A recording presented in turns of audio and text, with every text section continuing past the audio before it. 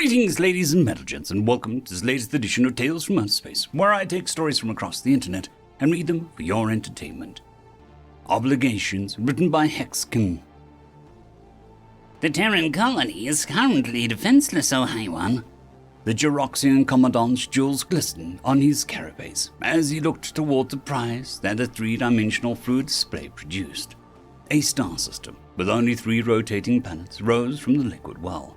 The central of these, that showed bright patches, was the only one worth looking at, as the others contained no surface water.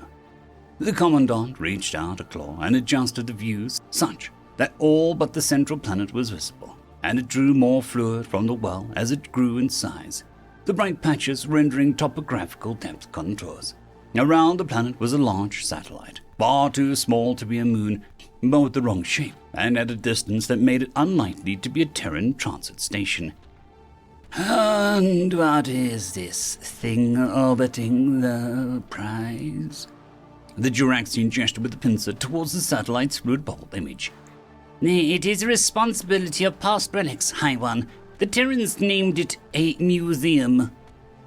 Kathy Davis rushed through the doorway and smacked her hand down on the green flashing button, silencing the annoying announcement of the incoming comm message.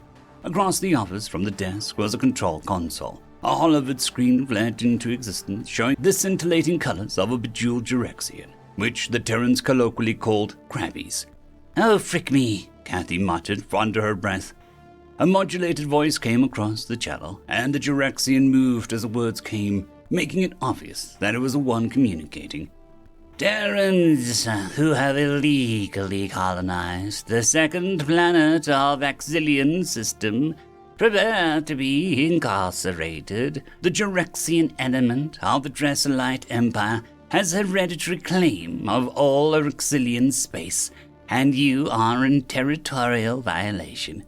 Arrange your population near your starship landing areas for processing, and damage to individuals will be minimalized. Communication terminates. The screen's luminous projection dissipated, leaving Kathy's mouth hanging open. Juraxians were known throughout the known galaxy for consuming their own dead, but moreover for consuming prisoners alive, and the population of the lush farming world of the museum orbited wasn't prepared to fend off an invasion. All those people would likely be no more than food if they gave in.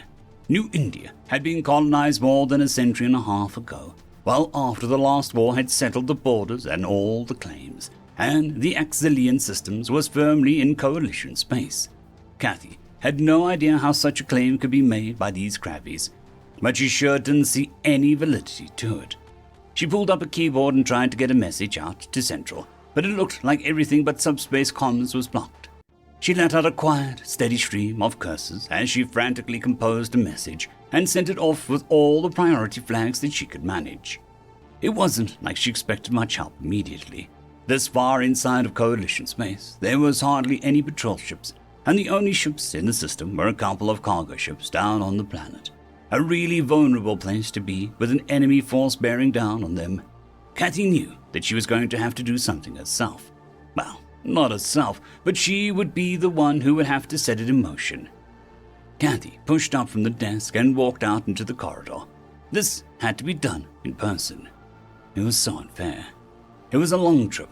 The museum was a warren of corridors, lift junctions, ladders, and access crawl spaces. Kathy ran her hand along the bulkhead here and a railing there, lingering on the handle of a hatch as she made her way deeper and deeper into the construction. She pulled away a barrier rope that designated an area that was off-limits to the infrequent visitors who came to experience the remaining documentation and examples of those who had fought and struggled and tamed this area of space.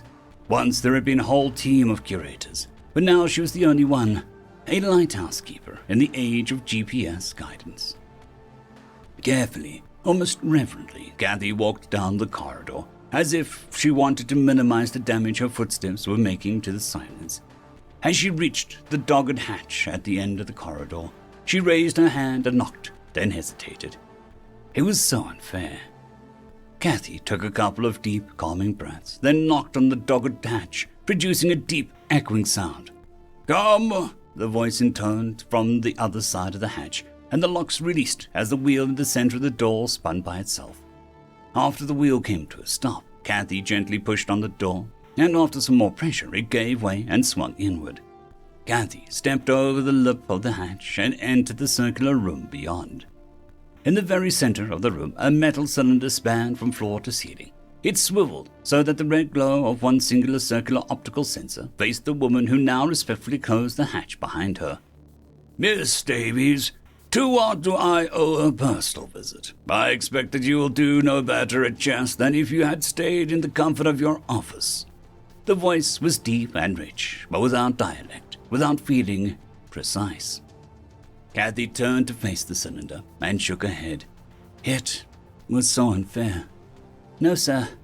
I wish it was such a trivial problem as my terrible gambits," she swallowed, then continued. "Sir, the Jaxorians, they are demanding the surrender of New India, and there are no coalition forces in the proximity to help. It's, Kathy's voice choked off. It was supposed to be retired, free from this sort of thing. "It's up to me," the voice finished, the glow of the optical sensor darkening. Yes, sir," Kathy swallowed again. What do we do?" "Miss Davies, you and I both know what we do." The voice was again a matter of fact, precise. "We fulfill our destiny." The voice paused. "Reconnect me." The sleek-finned Jurexian battlecruiser moved inexorably closer to the orbit of the central planet. Surrounded by a dozen smaller support and assault landing craft, it was the only vessel within range of the long-range scans. It would be several standard day cycles before any coalition vessels could be here, which would be more than enough time. The Commandant felt the warmth of excitement rush through his body. An alert sounded, a weapons lock. "Defense is up." The Commandant spun to look at the subordinates. "What targets us?" The museum. Oh, hang on. Many weapon signatures are powering." Kathy knelt at the open access panel. Silent tears running down her cheeks plugged the last of the connections together. As she finished, she moved slowly, almost reluctantly, to the cover.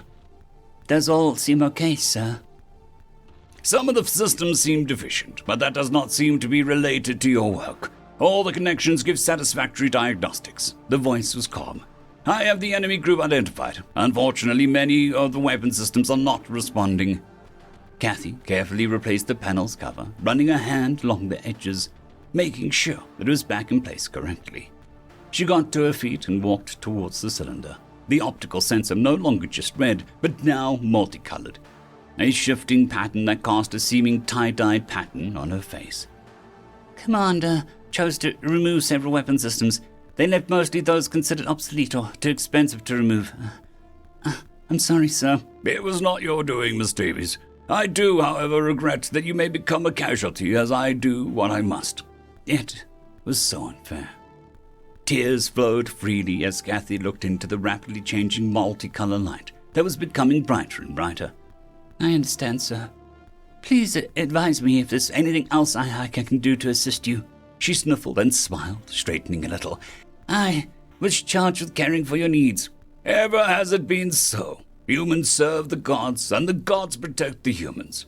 We fulfill our obligations." The light from the cylinder was pure yellow-white, the color of soul. "Those who disturb my children will be destroyed." The calm, precise voice was broadcast across all communications channels, using the broadcasting power of stations before the hyperlocal beams made them overkill. The effect at close range, say within a SAR system, was to cause resonance within all but the most well-shielded comm systems. All around the planet, the words were heard. On the Juraxian ships, personal comms devices blared the words, though only those with active translator units could understand them. But the unbidden words rattled those that heard them and resounded from everywhere around the ship. Terran Astro-Military Orbital Defense Station Horus, decommissioned, came to life, its targets well within range. Pulse lasers disabled engines and pierced airtight cabins in the smaller ships. A few larger projectile railguns sent construction girder-sized missiles into the superstructure of the battlecruiser. Return fire of plasma and coherent light melted the outer skin of the station, which slowly rotated, putting fresh metal out to take damage. The battlecruiser charged the station, its main batteries gouging deep furrows in the station. The smaller ships of the enemy's group followed behind the biggest ship, some maneuvering directly behind it, as if hoping to use it for cover. The station sent a few more of the missiles into the large ship, and finally rotated on its other axis, bringing the nominal south pole to face the enemies. Within the center of the station, there was an explosion. From the polar region burst forth the force of a star, its blast washing over the battlecruiser and along its sleek body to the smaller ships beyond. Fins melted in a blue-white heat. Metal skin and armor plates peeled away as misshapen molten bolts. The blast continued, and the Jeraxian ships melted away like a block of ice facing a plasma cutter. Within 10 seconds, the blast was dying away, but the effect was dramatic. Of the Jeraxian group, only one supply ship was still intact, but not unharmed. As its captain assessed the situation, it turned about and headed back the way it had come, making about a quarter of its normal speed. The station drifted quietly. Its usual navigation marker lights were dark, but cooling molten metal in dozens of places marked its location in the dark of space. It was now just another piece of debris and the aftermath of a battle. The orbital defense project that the Terran astro-military developed was short-lived due to the cost, and once the Terrans had joined the coalition of worlds, it was argued that they were no longer necessary. The one development that had been perhaps the most controversial was the God AI. These AI were conditioned to be the ultimate protectors, with the understanding that they would make the protection of Terrans their primary directive. Of course, some of these AI had developed complexes and demanded tribute from the worlds they protected. Others had become paranoid, given the inability they felt witnessing plagues and famines that they were unable to stop. The Horus Museum was one of the few remaining stations, and was preserved as a public museum and military research facility for the long-term study of dedicated military AI. The retrieved logs of the recent altercation with the Jeraxians in the Axilian system only reinforced what the decades of research had postulated. The Horus AI, an almost unbeaten tactical expert in simulation, recognized the only way that a relatively immobile, nearly unarmed station could have stopped the enemy force was through self-sacrifice, through detonating the remaining reactor cores. T.A. Sky Marshal Kinsey has awarded Horus the Terran cluster posthumously, and its core now rests in a pyramidal memorial constructed by the citizens of New India. End of story.